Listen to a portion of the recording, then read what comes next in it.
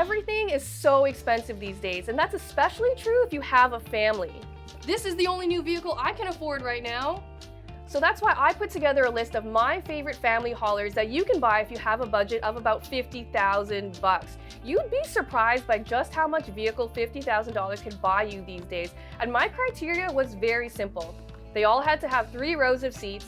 They all had to be under $50,000, including destination but before tax, and they all had to be really good. That's it. So let's go. The Subaru Ascent isn't the flashiest vehicle out there, but if you've got a big family and are on a budget, you cannot beat its practicality and affordability, which is great considering how big it is. With seating for 7 or 8 passengers and tons of room to stash all their stuff, the Ascent also recently got a refresh that makes it a bit more stylish. Best of all, you can get one for under $50,000. The base model starts at $48,818, which includes destination and fees but not taxes. That is a wicked value, and it comes standard with always-on all-wheel drive, a bajillion cup holders, USB ports for every passenger, heated front seats and a heated steering wheel, and tons of safety features. I feel like the Subaru Ascent is highly underrated. I know some of you don't love minivans, but don't sleep on the Kia Carnival. It doesn't even look that much like a minivan, and it's so tough to beat that practicality. I personally love minivans because of the sliding doors, and it's a big box on wheels, meaning it has tons of room for your family and all their stuff.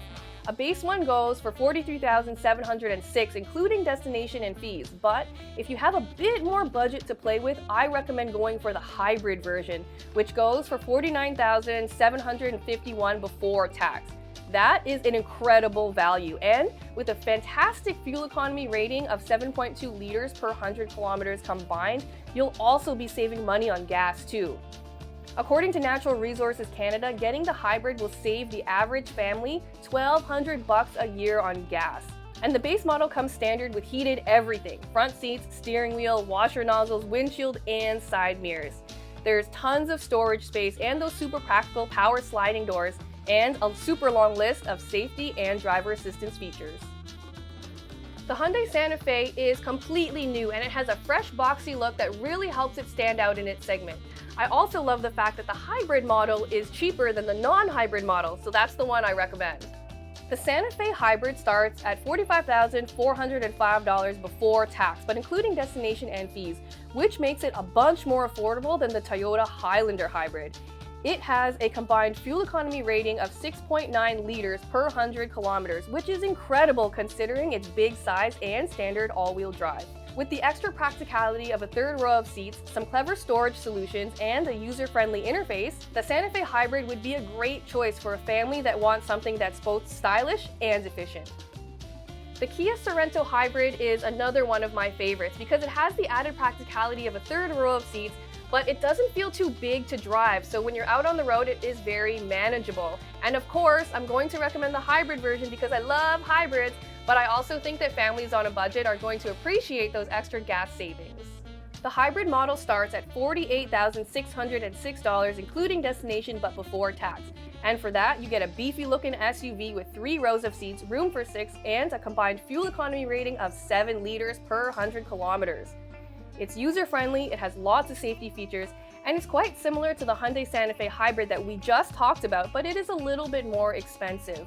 If you think the Hyundai style is a little bit too out there, the Sorento has a slightly more conventional look.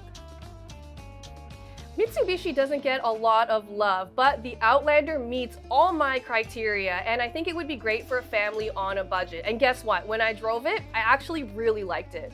The Outlander got a glow up a few years ago that took it from being pretty depressing to an SUV that is actually quite competitive.